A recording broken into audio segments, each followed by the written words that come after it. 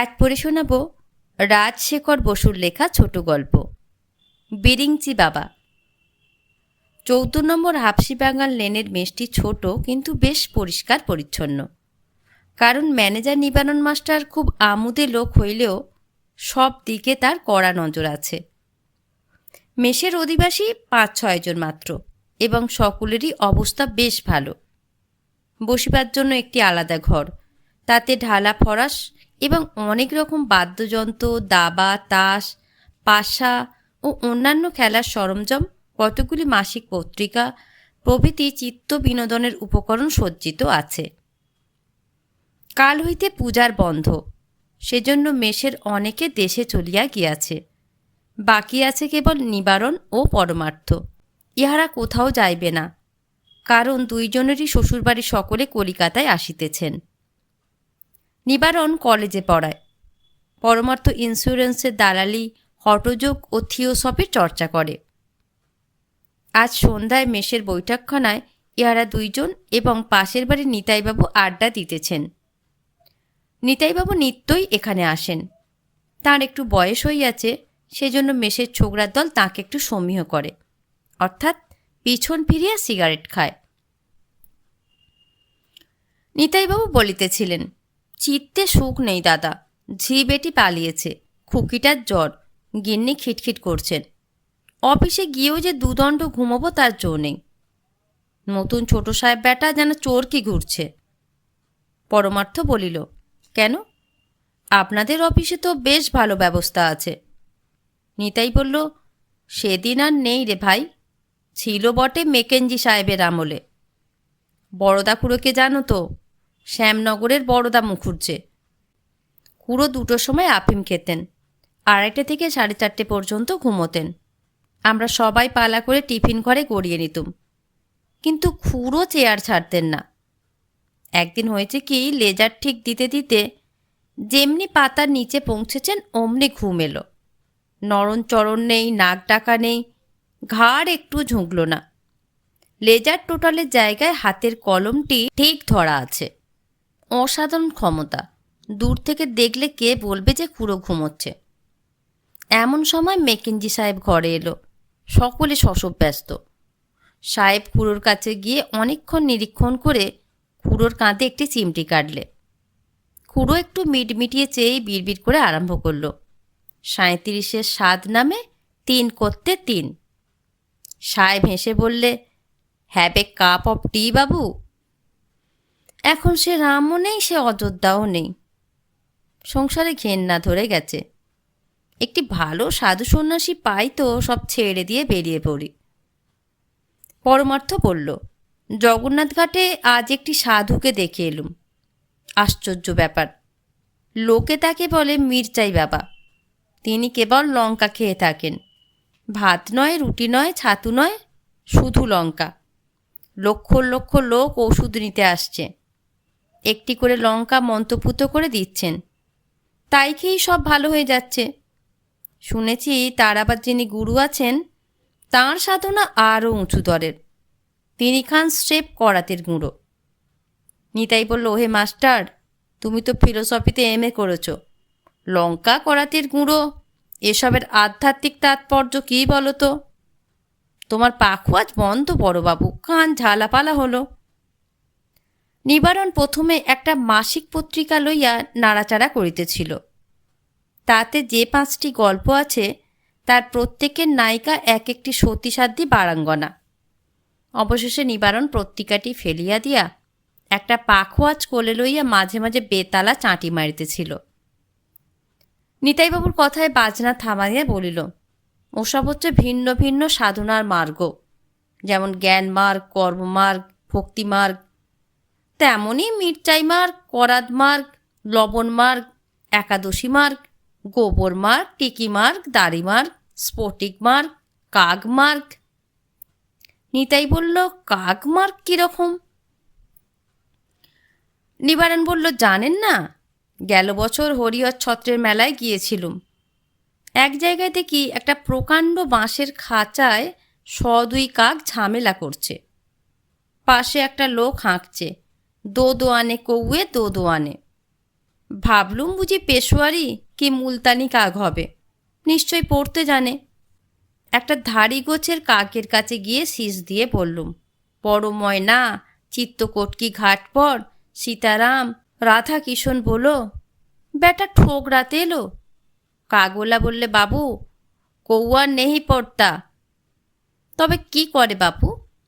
কাগের মাংস তো শুনতে পাই তেতো, লোকে বুঝি শুক্তো বানাবার জন্য কেনে। বললে, তাও নয়, এই কাক খাঁচায় কয়েদ রয়েছে। দু আনা খরচ করে যতগুলি ইচ্ছে কিনে নিয়ে জীবকে বন্ধন দশা হতে মুক্তি দাও, তোমারও মুক্তি হবে। ভাবলুম মোক্ষের মার্গ কি বিচিত্র, অন্য লোকে মুক্তি পাবে, তাই এই গরিব কাগলা বেচারা নিজের পরকাল নষ্ট করছে। একেই বলে কনজারভেশন অফ ভার্চু। একজন পাপ না করলে আর একজনের পুণ্য হবার জো নাই। এই সময় একটি হ্যাট কোটধারী 22-23 বছরের ছেলে ঘরে আসিয়া পাখার রেগুলেটর শেষ পর্যন্ত ঠেলিয়া দিয়া হ্যাটটি আছড়াইয়া ফেলিয়া ফরাসের ওপর থপ করিয়া বসিয়া পড়িল। এর নাম সত্যব্রত। সম্প্রতি লেখাপড়া ইস্তফা দিয়া কাজকর্মের চেষ্টা দেখিতেছে। সত্যব্রত হাঁপাইতে হাঁপাইতে বলিল, উফ, কি মুশকিলেই পড়া গেছে। সত্য প্রায় মুশকিলে পড়িয়া থাকে, সেই জন্য তার কথায় কেহ উৎকণ্ঠা প্রকাশ করিল না। অগত্যা সে আপন মনে বলিতে লাগিল, সমস্ত দিন অফিসের হাড় ভাঙা খাটুনি, বিকেলে যে একটু ফুর্তি করব তারও জো নেই। ভাবলুম আজ ম্যাটিনিতে সীতা দেখে আসি।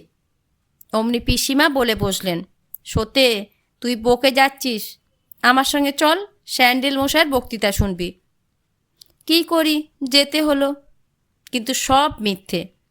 স্যান্ডেল মশাই বললেন ধর্ম জীবনের মধুরতা, আর আমি ভাবছি আরশোলা। নিতাই বলল, আরশোলা?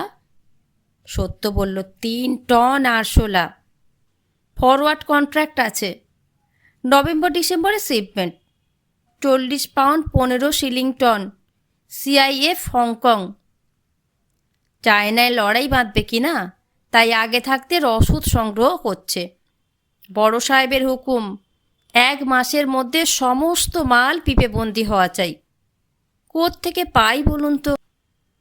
নিতাই বলল, হ্যাঁ রে সতে, তুই না বেমফোক জ্ঞানী, তোদের না মিথ্যে কথা বলতে নেই? সত্য বলল, কেন বলতে নেই, পিসিমার কাছে না বললেই হলো। নিবারণ বলল, সতে, তোর সন্ধানে ভালো বাবাচি কি স্বামীজি আছে? সত্য বললে, কটা চাই? নিতাই বলল, যা যা, আর কি করিসনি, তোরা মন্ত্রতন্ত্রই মানিস না, আবার বাবাজি। সত্য বললে, কেন মানব না? পিসিমার দাঁত কনকন করছিল, খেতে পারেন না, ঘুমোতে পারেন না, কথা কইতে পারেন না, কেবল পিসেমশাইকে ধমক দেন। বাড়িসুদ্ধ লোক ভয়ে অস্থির। পিপারমিন্ট, অ্যাসপিরিন, মাদুলি, জলপোড়া, দাঁতের পোকা বার করা, কিছুতেই কিছু হয় না। তখন পিসেমশাই এইসা জোর প্রার্থনা আরম্ভ করলেন যে 3 দিনেতে দাঁত পড়ে গেল।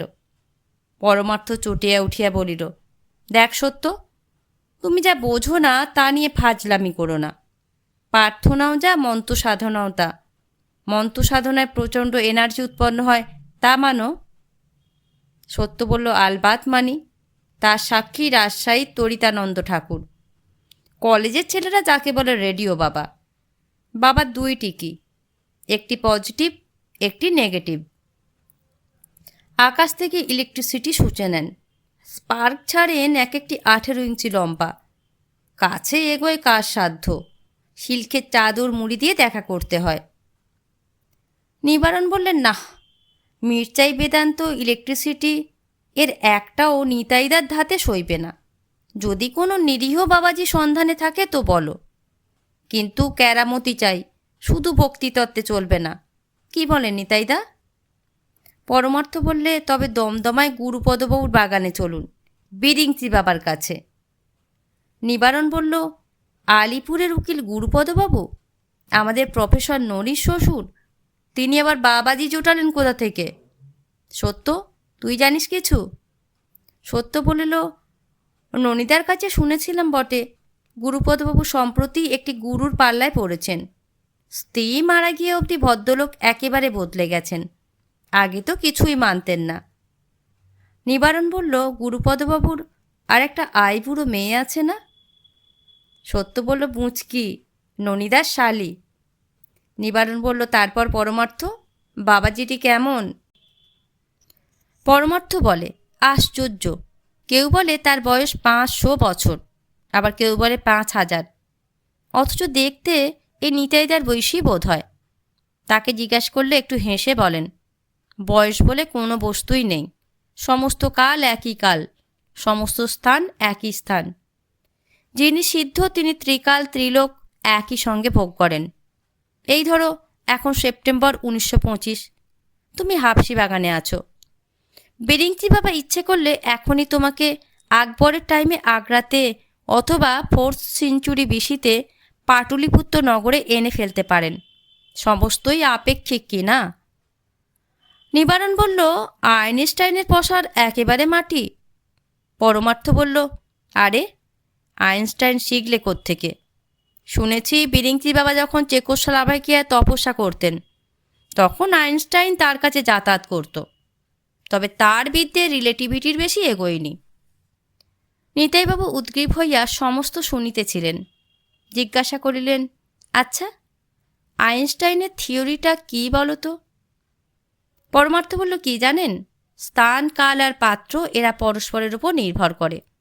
যদি স্থান কিংবা কাল বদলায় তবে পাত্রও বদলাবে। সত্য বলল, ও হলো না, আমি সহজ করে বলছি শুনুন। ধরুন আপনি একজন ভারিক্কের লোক, ইন্ডিয়ান অ্যাসোসিয়েশনে গেছেন। তখন আপনার ওজন 2 মণ 30 সের। সেখান থেকে গেলেন গ্যাঁড়াতলা কংগ্রেস কমিটিতে, সেখানে ওজন হলো মাত্র 5-6 টাক, ফুঁয়ে উড়ে গেলেন। নিবারণ বলল, ঠিক। জনার্দন ঠাকুর পটলডাঙ্গায় কেনে 2.5 সের আলু, আর মেশে এলেই হয়ে যায় 9 পো। নিতাইদা বললেন, আচ্ছা পরমার্থ, বেরিংচি বাবা নিজে তো ত্রিকাল সিদ্ধ পুরুষ, ভক্তদের কোনো সুবিধা করে দেন কি? পরমার্থ বলল, তেমন তেমন ভক্ত হলে করেন বই কি। এই সেদিন মেকিরাম আগরওয়ালার বরাত ফিরিয়ে দিলেন। 3 দিনের জন্য তাকে 1914-এ নিয়ে গেলেন, ঠিক লড়াইয়ের আগে। মেকিরাম 5000 টন লোহার কড়ি কিনে ফেলল 6 টাকা হন্তর। তারপরেই তাকে 1 মাস 99-এ রাখলেন। মেকিরাম বেচে দিল 21 টাকা দরে। তখন আবার তাকে হাল আমলে ফিরিয়ে আনলেন। মেকিরাম এখন 15 লাখ টাকার মালিক। না বিশ্বাস হয় অঙ্ক কষে দেখো। নিতাইবাবু পরমার্থের হাত ধরিয়া গদগদ স্বরে বলিলেন, পরমার্থ ভাই রে, আমায় এক্ষুনি নিয়ে চল বেরিংচি বাবার কাছে। বাবার পায়ে ধরে হত্যা দেব, খরচ যা লাগে সব দেব, ঘটি বাটি বিক্রি করব, গিন্নির হাতে পায়ে ধরে সেই 10 ভরির গোট ছড়াটা বন্ধক দেব। বাবার দয়া যদি হপ্তাখানেক 1914-এ ঘুরে আসতে পারি তবে তোমায় ভুলব না পরমার্থ। 10% বুঝলে? হা ভগবান, হায় রে লোহা। নিবারণ বলল, গুরুপদবাবু কিছু গুছিয়ে নিতে পারলেন? পরমার্থ বলল, তাঁর ইহকালের কোনো চিন্তাই নেই। শুনেছি বিষয় সম্পত্তি সমস্তই গুরুকে দেবেন। নিবারণ বলল, এত দূর গড়িয়েছে? হ্যাঁ রে সত্য, তোর ননিদা, তোর বৌদি এরা কিছু বলছেন না? সত্য বলল, ননিদাকে তো জানোই, ন্যালাখ্যাপা লোক, নিজের এক্সপেরিমেন্ট নিয়েই আছেন। আর বৌদি নিতান্ত ভালো মানুষ, ওদের দ্বারা কিচ্ছু হবে না। কিছু করতে হয়তো তুমি আর আমি, কিন্তু দেরি নয়। নিবারণ বলল, তবে এক্ষুনি ননির কাছে চল, ব্যাপারটা ভালো করে জেনে নিয়ে তারপর দমদমায় যাওয়া যাবে। নিতাইবাবু কাগজ পেন্সিল লইয়া লোহার হিসাব কষিতেছিলেন। দমদমা যাওয়ার কথা শুনিয়া বলিলেন, তোমরাও বাবার কাছে যাবে নাকি? সেটা কি ভালো হবে? এত লোক গিয়ে আবদার করলে বাবা ভোরকে যেতে পারেন। সত্যটা একে বেম্ব, তাই বিশ্ব পকাট, ওর গিয়ে লাভ নেই। কেন বাপু, তোদের এমন খাসা বাম্ভ সমাজ রয়েছে, সেখানে গিয়ে হতে দে না। আমাদের ঠাকুর দেবতার ওপর নজর দিস কেন? আমি বলি কি, আগে আমি আর পরমার্থ যাই, তারপর আরেক দিন হয় নিবারণ যেও। নিবারণ বলল, না না, আপনার কোনো ভয় নেই, আমরা মোটেই আবদার করব না, শুধু একটু শাস্ত্রা লাভ করব। সুবিধে হয়তো কাল বিকেলেই যাব একসঙ্গে।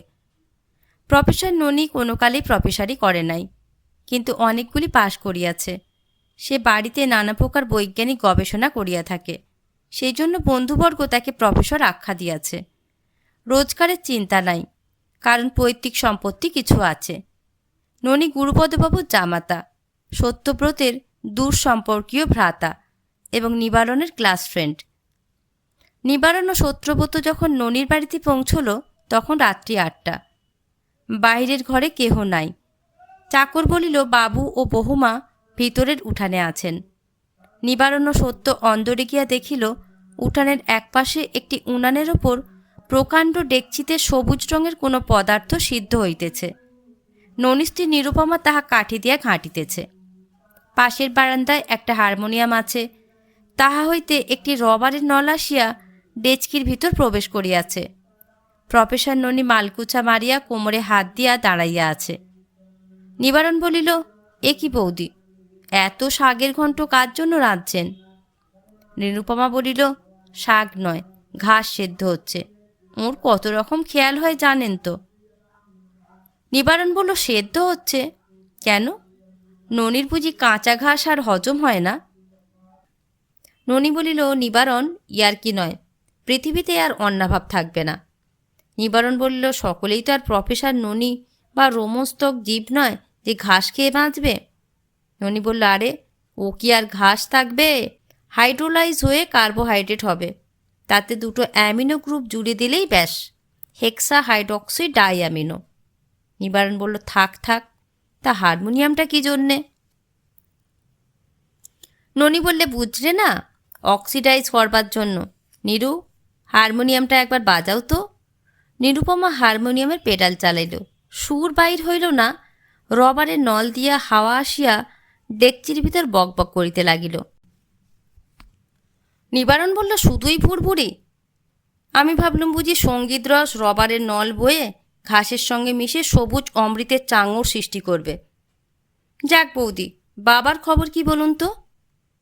নিরুপমা ম্লান মুখে বলিল, শোনেননি কিছু? মা মারা যাওয়ার পর থেকেই কেমন একরকম হয়ে গেছেন। গণেশ মামা কোথা থেকে এক গুরু জুটিয়ে দিলেন, তাকে নিয়েই একেবারে তন্ময়। বাহ্যজ্ঞান নেই বললেই হয়, কেবল গুরু গুরু গুরু। অনেক কান্নাকাটি করেছি, কোনো ফল হয়নি। শুনছি টাকা করি সবই গুরুকে দেবেন। বুচকিটার জন্যই ভাবনা, তার কাছেই গিয়ে থাকতুম, কিন্তু শাশুড়ির অসুখ, এ বাড়ি ছেড়েও যেতে পারছি না। সত্য বলল, আচ্ছা ননিদা, তুমি তো বুঝিয়ে সুঝিয়ে বলতে পারো। ননি বলল, তা কখনো পারি? শ্বশুরমশাই ভাববেন বেটা সম্পত্তির লোভে আমার ধর্মকর্মের ব্যাঘাত করতে এসেছে।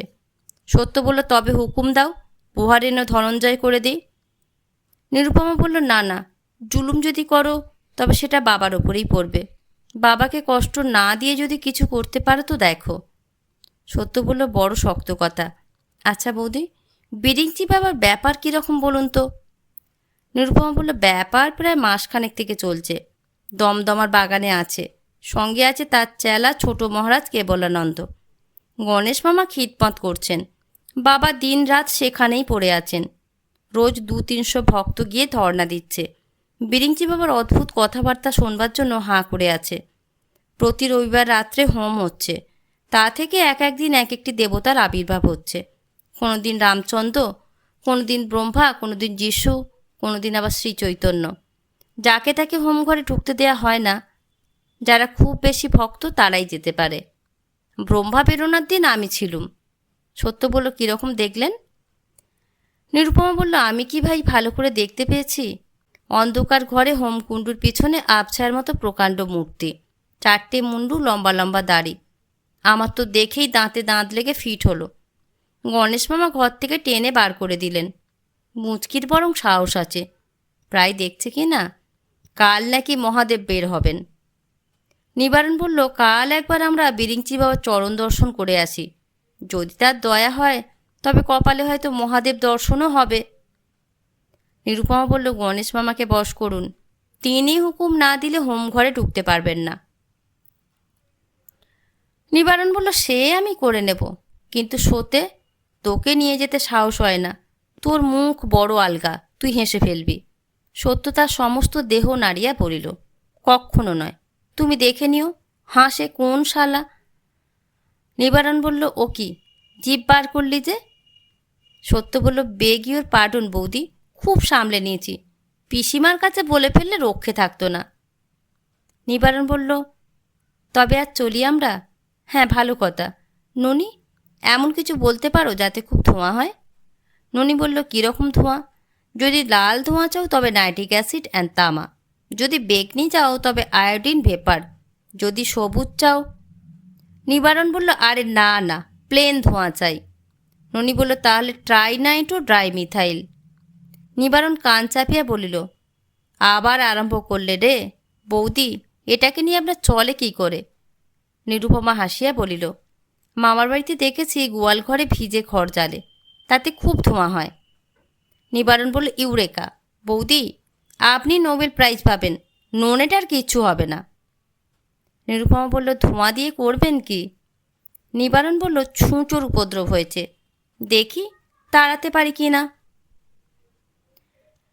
গুরুপদবাবু দমদমার বাগান বাড়ি পূর্বে বেশ সুসজ্জিত ছিল, কিন্তু তাঁর পত্নী গত হওয়া অবধি হতশী হইয়াছে। সম্প্রতি বিরিঞ্চি বাবার অধিষ্ঠান হেতু বাড়িটি মেরামত করানো হইয়াছে এবং জঙ্গলও কিছু কিছু সাফ হইয়াছে, কিন্তু পূর্বের গৌরব ফিরিয়া আসে নাই। গুরুপদবাবু সংসারের কোনো খবরই রাখেন না, তার শ্যালকই এখন সপরিবারে আধিপত্য করিতেছেন। বৈকাল 5টার সময় সত্যব্রত, নিবারণ, পরমার্থ এবং নিতাইবাবু আসিয়া পৌঁছিলেন। বাড়ির নিচে একটা বড় ঘরে শতরঞ্চ বিছাইয়া ভক্তবৃন্দের বসিবার ব্যবস্থা করা হইয়াছে। তার একপাশে একটি তক্তবসে গদি এবং বাঘের ছাপ মারা রাগের ওপর বিরিঞ্চি বাবার আসন। পাশের ঘরে ভক্ত মহিলাগণের স্থান। বাবাজি এখনও তার সাধনকক্ষ হইতে নামেন নাই। ভক্তের দল উদ্গ্রীব হইয়া বসিয়া আছে এবং মৃদুস্বরে বাবার মহিমা গুঞ্জন করিতেছে। একটি সাহেবী পোশাক পরা পৌর ব্যক্তি অশেষ কষ্ট স্বীকার করিয়া পা মুড়িয়া বসিয়া আছেন এবং অধীর হইয়া মাঝে মাঝে তার কামানো গোঁপে পাক দিতেছেন। ইনি mister O K Sen, bar at law. সম্প্রতি কয়লার খনিতে অনেক টাকা লোকসান দিয়া ধর্মে কর্মে মন দিয়াছেন।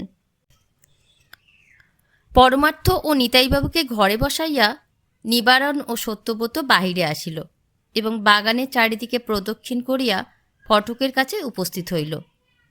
ফটকের পাশেই এক সারি টালি ছাওয়া ঘর, তাতে আস্তাবল এবং কোচম্যান, দারোয়ান, মালি ইত্যাদি থাকিবার স্থান। আস্তাবলের সম্মুখে মৌলভী বছিরুদ্দি একটা ভাঙা বেঞ্চে বসিয়া কোচম্যান ছোটি মিয়া ও দারোয়ান ফেকুপারের সঙ্গে গল্প করিতেছেন। মৌলভী সাহেবের নিবাস ফরিদপুর। গুরুপদবাবু ওকালতি ত্যাগ করায় বছিরুদ্দির উপার্জন কমিয়া গিয়াছে, কিন্তু এখনও তিনি নিয়মিত মাসোহারা পাইয়া থাকেন, এজন্য মনিবকে সেলাম করিতে আসেন। মৌলভী সাহেব ফরিদপুরি উর্দুতে দুনিয়ার বর্তমান দুরবস্থা বিবৃত করিতেছিলেন। কোচম্যান ও দারোয়ান মাথা নাড়িয়ে সায় দিতেছিল। অদূরে সহিস ঘোড়ার অঙ্গ ডলিতেছে এবং মাঝে মাঝে চঞ্চল ঘোড়ার পেটে সশব্দে থাবড়া মারিয়া বলিতেছে, আরে ঠর যা উল্লু। সামনের মাঠে একটি স্থূলকায় বিড়াল মুখভঙ্গি করিয়া ঘাস খাইতেছে।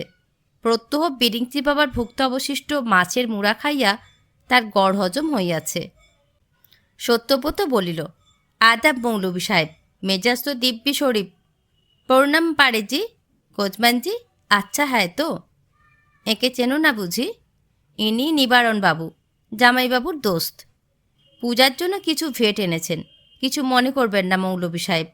আপনার 10 টাকা, পাঁড়েজি আর কোচম্যানজির 5 সহিস, মালি এদেরও আরও 5। সৌজন্যে অভিভূত হইয়া বছিরুদ্দি ফেকু এবং ঝটি দন্তবিকাশ করিয়া বারবার সেলাম করিল এবং খোদা ও কালিমাইর নিকট বাবুজিদের তরক্কি প্রার্থনা করিল। মৌলভী বলিলেন, আর বাবু মশাই, সেসব দিনখান কমনে চলে গেছে। মা ঠাকুরন বেহস্পা ইস্তক, মোদের বাবু সাহেবের জানটা কলিজায় নেই। অত করে বললাম, হুজুর অমন পসারটা নষ্ট করবেন না, তা কে শোনে, খোদার মর্জি। নিবারণ বলিল, ও বাবাজিটাই যত নষ্টের গোড়া।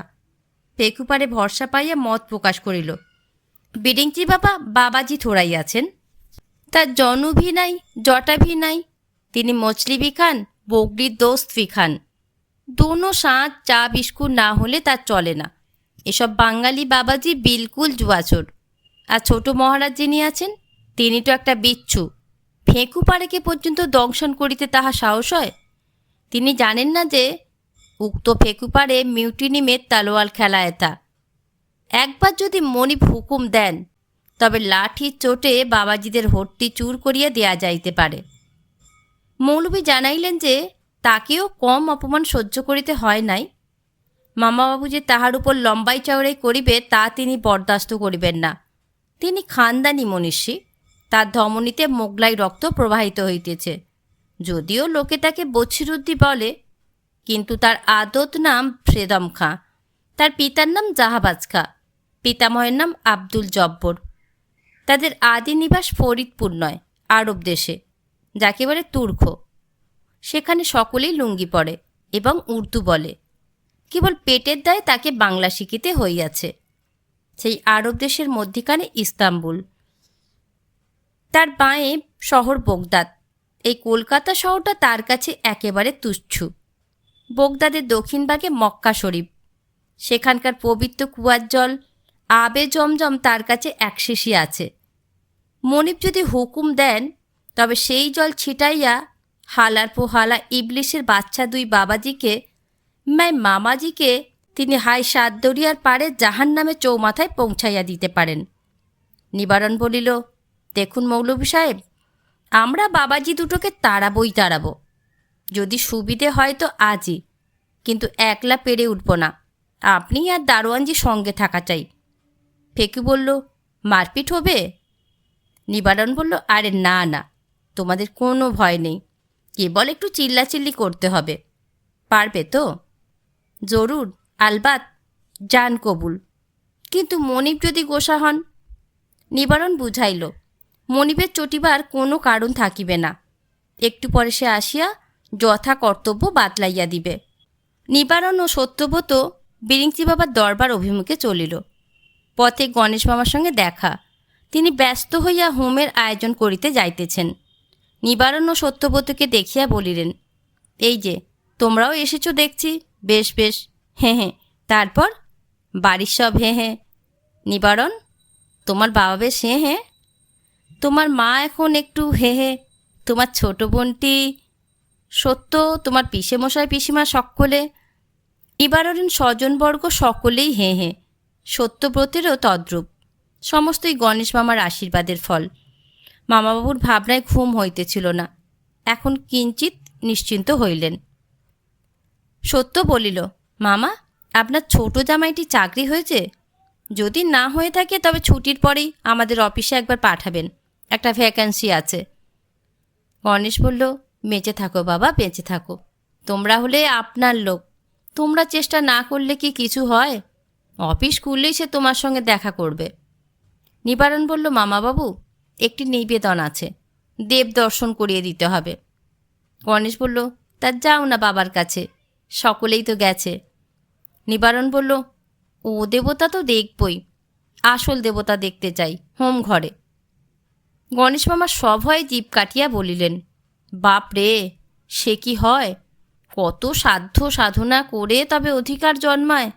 আর আমাদের সত্য তো এই যাকে বলে।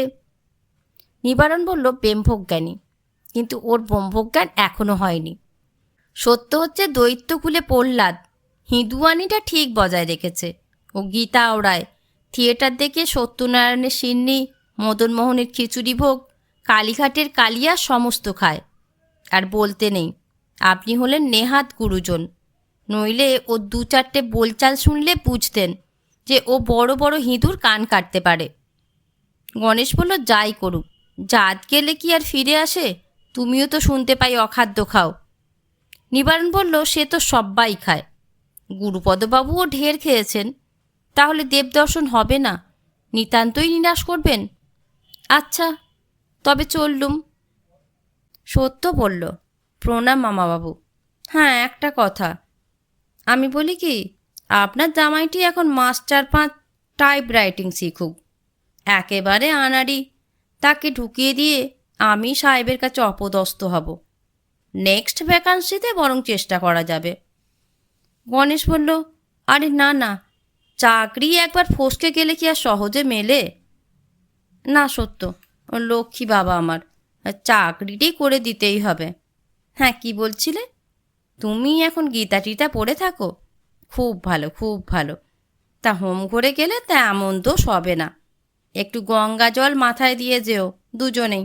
আচ্ছা, তাহলে জামাইটির কথা ভুলো না। গণেশ মামা তফাতে গেলে নিবারণ বলিল, এখন পর্যন্ত তো বেশ আশাজনক বোধ হচ্ছে, শেষ রক্ষা হলেই হয়। অমূল্য, হাবলা এরা সব এসেছে? সত্য বলল, হ্যাঁ, তারা দরবারে রয়েছে, ঠিক সময়ে হাজির হবে। আচ্ছা নিবারণদা, মামাবাবুর কিছু বকরা আছে নাকি? নিবারণ বলল, ভগবান জানেন। গুরুপদবাবু যতদিন সংসারে নিবৃত্ত থাকেন, মামাবাবু ততদিনই সুবিধা। বিরিঞ্চি বাবা সভা অলঙ্কিত করিয়া বসিয়াছেন। তার চেহারাটি বেশ লম্বা চওড়া, গৌরবর্ণ মুণ্ডিত মুখ, সুপুষ্ট গালের আড়াল হইতে দুইটি উজ্জ্বল চোখ উঁকি মারিতেছে। 2 পয়সা দামের সিঙাড়ার মতো সুবৃহৎ নাক, মৃদু হাস্যমণ্ডিত প্রশস্ত ঠোঁট, তার নিচে খাঁজে খাঁজে চিবুকের স্তর নামিয়াছে। স্বামীগিরির উপযুক্ত মূর্তি, অঙ্গে গৈরিক রঞ্জিত আলখাল্লা, মস্তকে ঐরূপ কান ঢাকা টুপি। বয়স ঠিক 5000 বলিয়া বোধ হয় না, যেন 50 কি 55। বাবার বেদির নিচে ডান দিকে ছোট মহারাজ কেবলানন্দ বিরাজ করিতেছেন। ইহার বয়স কয় শতাব্দী তাহা ভক্তগণ এখনও নির্ণয় করেন নাই, তবে দেখিতে বেশ জোয়ান বলিয়াই বোধ হয়। ইনিও গুরুর অনুরূপ বেশধারী, তবে কাপড়টা সস্তা দরের। বেদির নিচে বাঁদিকে শীর্ণকায় গুরুপদবাবু বেদিতে মাথা ঠেকাইয়া অর্ধশায়িত অবস্থায় আছেন। জাগ্রত কি নিদ্রিত বুঝিতে পারা যায় না। পাশের ঘরে মহিলাগণের প্রথম শ্রেণীতে একটি 17-18 বছরের মেয়ে লাল শাড়ির ওপর এলো চুল মেলিয়ে বসিয়া আছে এবং মাঝে মাঝে গুরুপদবাবুর দিকে করুণ নয়নে চাহিতেছে। সে পুঁচকি, গুরুপদবাবুর কনিষ্ঠ কন্যা। ভক্তবৃন্দের অনেকে শটার লম্বা অবস্থায় উপর হইয়া যুক্ত করে সম্মুখে প্রসারিত করিয়া পড়িয়া আছে। অবশিষ্ট সকলে হাত জোর করিয়া পা ঢাকিয়া বাবার বচনামৃত প্রাণের জন্য উদ্গ্রীব হইয়া বসিয়া আছে। সত্য ভূমিষ্ঠ হইয়া প্রণাম করিয়া ভক্তমণ্ডলীর ভিতরে বসিয়া পড়িল। নিবারণ ছোট মহারাজের বাধা অগ্রাহ্য করিয়া একেবারে বিরিঞ্চি বাবার পা জড়াইয়া ধরিল। বাবা প্রসন্ন হাস্যে বলিলেন, চেনা চেনা বোধ হচ্ছে।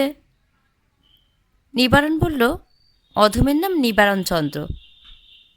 বিরিঞ্চি বাবা বললেন, নিবারণ?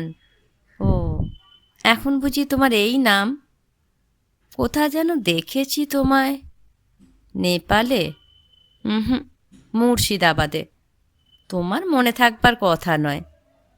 জগৎ শেঠের কুঠিতে তার মায়ের শ্রাদ্ধের দিন অনেক লোক ছিল। রাজা কৃষ্ণচন্দ্র, রায়রায়ণ জানকী প্রসাদ, নবাবের সিপাহসালার খানখানাত মোহাম্মদ জং, সুতানুটির আমির চন্দ্র, হিস্ট্রিতে যাকে বলে উমি চাঁদ। তুমি শেঠটির কাজানজি ছিলে। তোমার নাম ছিল রসো, মতিরাম। শেঠজি খুব খাইয়েছিল। কেবল সুতানুটির বাবুদের পাটে মন্ডা কম পড়ে, তারা গালাগাল দিয়ে চলে যায়। তা মতিরাম? হুম, নিবারণচন্দ্র। তুমি ধৈর্যটি মন্ত্র জপ করতে শেখো, তাতে তোমার সুবিধে হবে। রোজ ভোরে উঠেই 108 বার বলবে, ধৈর্যটি ধৈর্যটি ধৈর্যটি, খুব তাড়াতাড়ি। আচ্ছা, এখন বসো গিয়ে। নিবারণ পুনরায় পায়ের ধুলো লইল এবং তাহার চাটিবার ভান করিয়া ভক্তদের মধ্যে গিয়া বসিল। নিতাইবাবু চুপি চুপি পরমার্থকে বলিলেন, ব্যাপার দেখলে? নিবারণটা আসামাত্র বাবার নজরে পড়ে গেল, আর আমি বেটা 1.5 ঘন্টা হাঁ করে বসে আছি। একেই বলে বরাত। এইবার একবার উঠে গিয়ে পা জড়িয়ে ধরব, যা থাকে কপালে। যারা ভূমিসাৎ হইয়া পড়িয়াছিলেন তাদের মধ্যে একটি স্থূলকায় বৃদ্ধ ছিলেন। তার পরিধানে মিহি জরিপাত ধুতি, গিলে করা আদ্যি পাঞ্জাবি, তার ভিতর দিয়া সরু সোনার হার দেখা যাইতেছে। ইনি বিখ্যাত মুৎসদ্দি গোবর্ধন মল্লিক। সম্প্রতি 3য় পক্ষ ঘরে আনিয়াছেন। গোবর্ধনবাবু আস্তে আস্তে উঠিয়া করজোড়ে নিবেদন করিলেন, বাবা, প্রবৃত্তি মার্গ আর নিবৃত্তি মার্গ এর কোনটা ভালো? বাবা ঈষৎ হাস্য সহকারে বলিলেন, ঠিক ওই কথা তুলসীদাস আমায় জিজ্ঞাসা করেছিলেন। আমরা আহার গ্রহণ করি। কেন করি? ক্ষুধা পায় বলে। কি আহার করি? অন্ন, ব্যঞ্জন, ফলমূল, মৎস্য, মাংসাদি। আহার করলে কি হয়? ক্ষুধার নিবৃত্তি হয়। ক্ষুধা একটা প্রবৃত্তি, আহারে তার নিবৃত্তি। অতএব ভোগের মূল হচ্ছে প্রবৃত্তি, ভোগের ফল হচ্ছে নিবৃত্তি। তুলসী ছিল সন্ন্যাসী। আমি বললুম, বাবু, ভোগ না হলে তোমার নিবৃত্তি হবে না। তার রামায়ণ লেখা শেষ হলে তাকে রাজা মানসিংহ করে দিলুম। অনেক বিষয় সম্পত্তি করেছিল, কিন্তু কিছুই রইল না। তার বেটা জগৎ সিংহ বাঙালির মেয়ে বিয়ে করে সমস্ত উড়িয়ে দিলে। বঙ্কিম তার বইতে সে কথা লেখেনি। ব্যারিস্টার ওকে সেন বলিলেন, ওয়ান্ডারফুল। নিতাইবাবু আর থাকিতে পারিলেন না, ছুটিয়া গিয়া বাবার সম্মুখে গলবস্ত হইয়া বলিলেন, দয়া করো প্রভু। বাবা ভ্রু কুঞ্চিত করিয়া বলিলেন, কি চাই তোমার? নিতাইবাবু থতমত খাইয়া বলিলেন, 1914। সত্যব্রতের একটি মহৎ রোগ, সে হাসি সামলাইতে পারে না। সে নিজে বেশ গম্ভীর হইয়া পরিহাস করিতে পারে, কিন্তু অপরের মুখে অদ্ভুত কথা শুনিলে গাম্ভীর্য রক্ষা কঠিন হয়।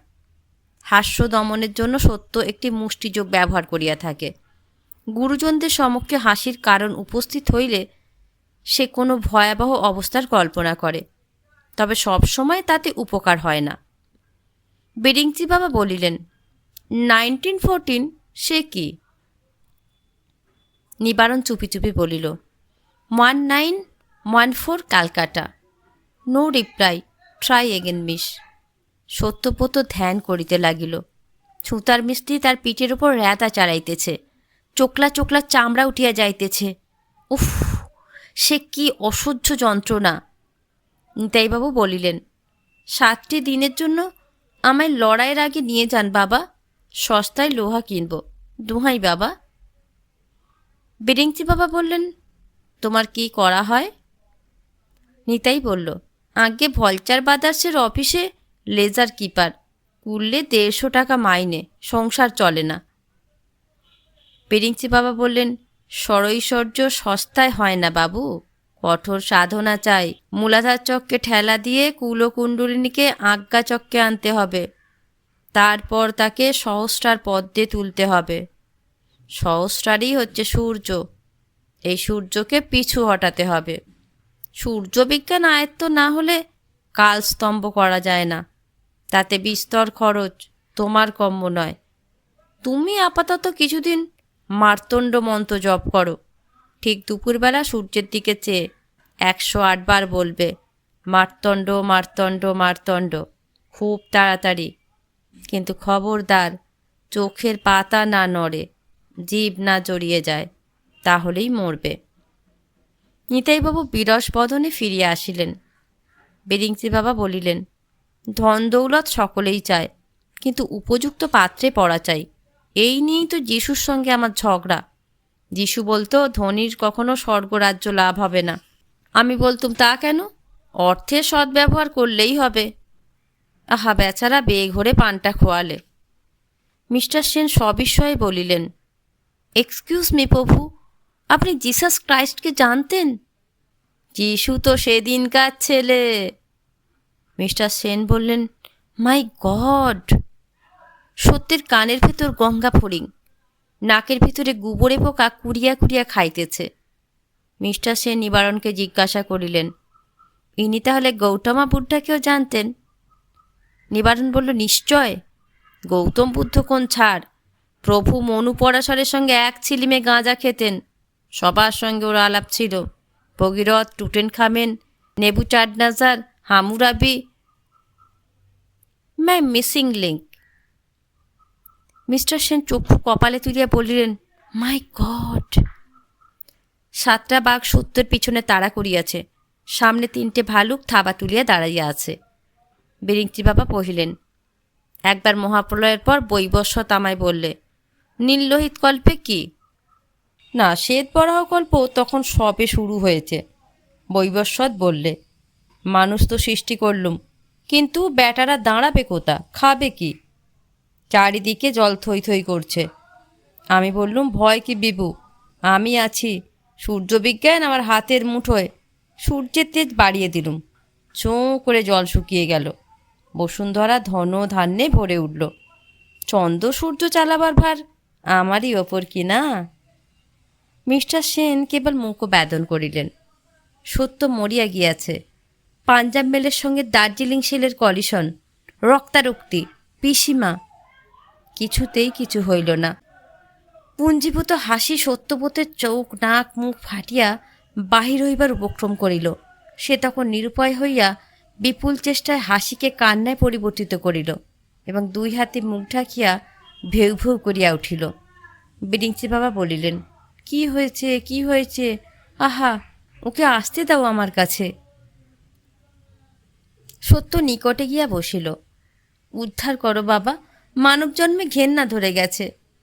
আমায় হরিণ করে সেই তেতা যুগে কর্ণমুনির আশ্রমে ছেড়ে দাও বাবা। অর্থ চাই না, মান চাই না, স্বর্গও চাই না। শুধু 4টি কচি ঘাস, শকুন্তলা নিজের হাতে ছেঁড়া, আর একজোড়া শিং দিও প্রভু, দুঃসন্তটাকে যেন গুঁতিয়ে দিতে পারি। নিবারণ বেগতিক দেখিয়া বলিল, ছেলেটার মাথা খারাপ হয়ে গেছে বাবা, বিস্তর শোক পেয়েছে কিনা। ঘড়িতে 7টা বাজিল। দৈনিক পদ্ধতি অনুসারে এই সময় বিরিঞ্চি বাবা হঠাৎ তুরীয় অবস্থা প্রাপ্ত হইলেন। তিনি চক্ষু বুজিয়া কাঠ হইয়া বসিয়া রহিলেন। কেবল তার চোখ দুটি ঈষৎ নড়িতে লাগিল। মামাবাবু, চেলা মহারাজ এবং 2 জন ভক্ত বাবার শিববাপু চ্যাংদোলা করিয়া সাধন কক্ষে লইয়া গেলেন। সভা আজকের মতো ভঙ্গ হইল। ভক্তগণ ক্রমশ বিদায় লইতে লাগিলেন। নিতাইবাবু বলিলেন, বিশেষ সঙ্গে খোঁজ নেই, কুলোপনা চক্কর। এ কী রকম বাবাজি, আমার পোষাবে না। ক্ষমতা যদি থাকে তো 2-4টে নমুনা দেখা না বাপু। তা নয়, সত্যযুগে কি করেছিলেন তারই ব্যাখ্যান। চলো পরমার্থ, 7টা 20 ট্রেন এখনও পাওয়া যাবে। নিবারণ আর সতেটার খোঁজে কাজ নেই, তারা নিজের পথ নিজে দেখবে।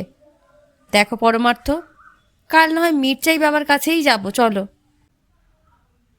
সত্যব্রত বুচকিকে খুঁজিয়া বাহির করিয়া বলিল, দেখুন, একটু চা খাওয়াতে পারেন? নিবারণদাও আসবে এখনই। উফ, গলাটা বড্ড চিড়ে গেছে। বুচকি বলিল, চিরবে না, যা চেঁচাচ্ছিলেন। জল চড়িয়ে দিচ্ছি, বসুন একটু। আচ্ছা, আমার বাবার সামনে কি কাণ্ডটা করলেন বলুন তো?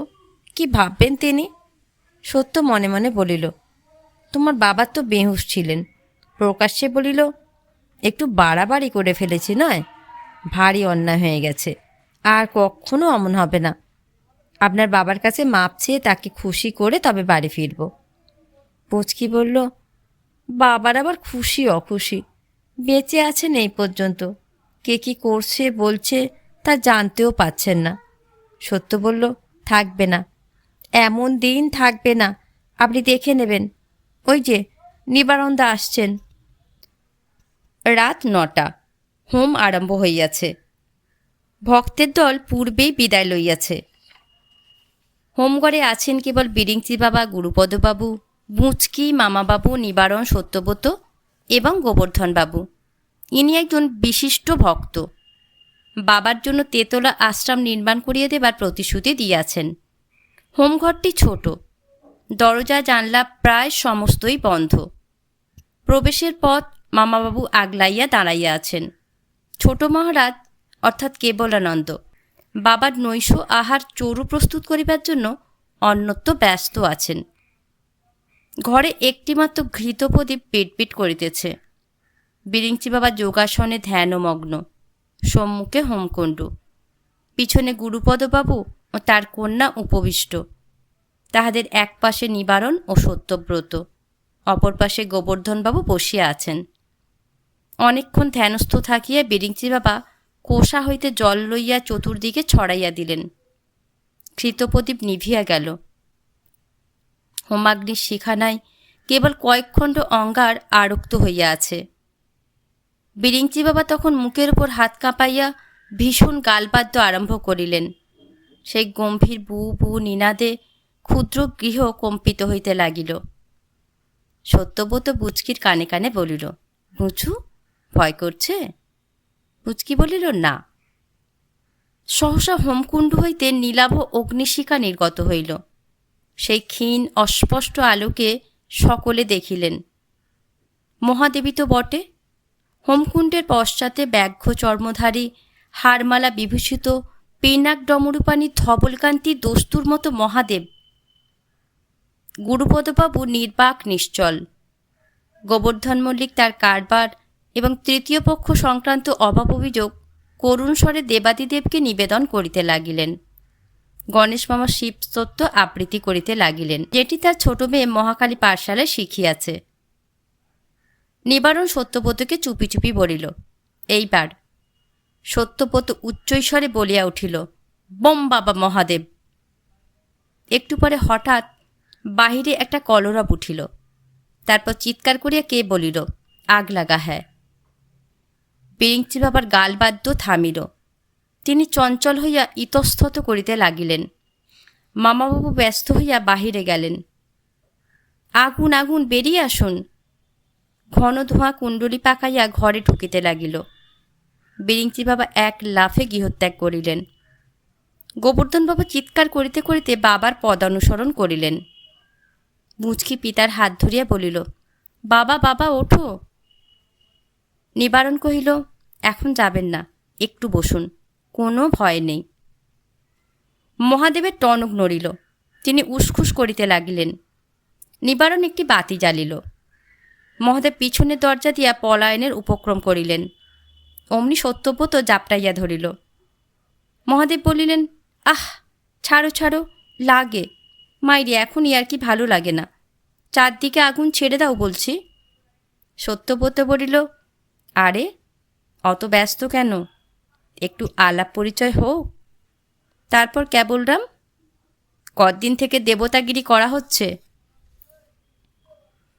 বাহির হইতে 2-4 লোক হোমঘরে প্রবেশ করিল।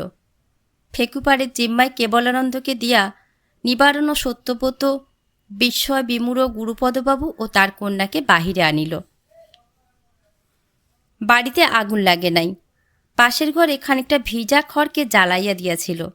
দারোয়ান, মৌলভী সাহেব, কোচম্যান এবং অমূল্য হাবলা প্রভৃতি সত্যব্রতের অনুচরবৃন্দ মিথ্যা হল্লা করিয়াছে। বিরিঞ্চি বাবা ভাঙেন কিন্তু মচকান না। বলিলেন, কেমন গুরুপদ, এখন আশা ফিরল তো? যে নাস্তিক তার দিব্যদৃষ্টি হবে কেন? তাই তোমার কপালে দেবতা দেখা দিয়েও দিলেন না, শেষটায় মানুষের মূর্তি ধরে বিদ্রূপ করলেন। সত্যব্রত বলিল, বিদ্রূপ বলে বিদ্রূপ? মহাদেব পচে গিয়ে বেরোলো ক্যাবলা। বিরিঞ্চি বাবা হয়ে গেলেন জোচ্চোর। গোবর্ধনবাবু বলিলেন, ব্যাটা আমাদের সঙ্গে চালাকি? গোবর্ধন মল্লিক 5টা হৌসের মুচ্ছুদ্দি, বড় বড় ইংরেজ চড়িয়ে খায়, তাকে তুমি ঠকাবে? মারও শালাকে 2 থাবড়া। গুরুপদবাবু এতক্ষণে প্রকৃতিস্থ হইয়াছেন। বলিলেন, না না, যেতে দাও। সত্য, গাড়িটা জুতিয়ে এদের স্টেশনে পাঠানোর ব্যবস্থা করো, কেউ যেন কিছু না বলে। তল্পিতল্পা গুছানো হইলে সত্য সশিষ্য বিরিঞ্চি বাবাকে গাড়িতে তুলিয়া দিল। বিদায়কালে বলিল, প্রভু, তাহলে নিতান্তই চললেন? চন্দ্র সূর্য আপনার জিম্মায় রইল, দেখবেন যেন ঠিক চলে। দম দিতে ভুলবেন না, আর মধ্যে মধ্যে অয়েল করবেন। ভিড় কমিলে গুরুপদবাবু বলিলেন, বাবা নিবারণ, বাবা সত্য, তোমরা আমায় রক্ষা করেছ, এই উপকার আমি ভুলব না। আজ তোমরা এখানেই খাওয়া দাওয়া করে থাকো, অনেক রাত হয়েছে। এ কি সত্য, তোমার হাতে রক্ত কেন? সত্য বলল, ও কিছু নয়, ধস্তাধস্তির সময় মহাদেব একটু কামড়ে দিয়েছিলেন। আপনি ব্যস্ত হবেন না, বিশ্রাম করুন গিয়ে। গুরুপদবাবু বললেন, তবে তুমি আমার সঙ্গে এসো, বুচকি টিংচার আয়োডিন দিয়ে বেঁধে দেবে এখন। আহারান্তে সত্য বলিল, উফ, কি মুশকিলেই পড়া গেছে। নিবারণ বলিল, আবার কি হলো রে? সত্য বলল, নিবারণদা, বল নাকি? নিবারণদা, বলেই ফেল নাকি? আমি বুচকিকে বিয়ে করব, তা তো বুঝতেই পারছি, কিন্তু তোর সঙ্গে বিয়ে যদি না দেয়, আল বাদ দেবে, মুচকির বাপ দেবে। নিবারণ বলল, বাপ না হয় রাজি হলো, কিন্তু মেয়ে কি বলে? সত্য বলিল, সে বড় গোলমেলে জবাব দিচ্ছে। নিবারণ বলল, কি বলে পুঁচকি? সত্য বলল, বললে যাহ। দূর গাধা, যাহ মানেই হ্যাঁ।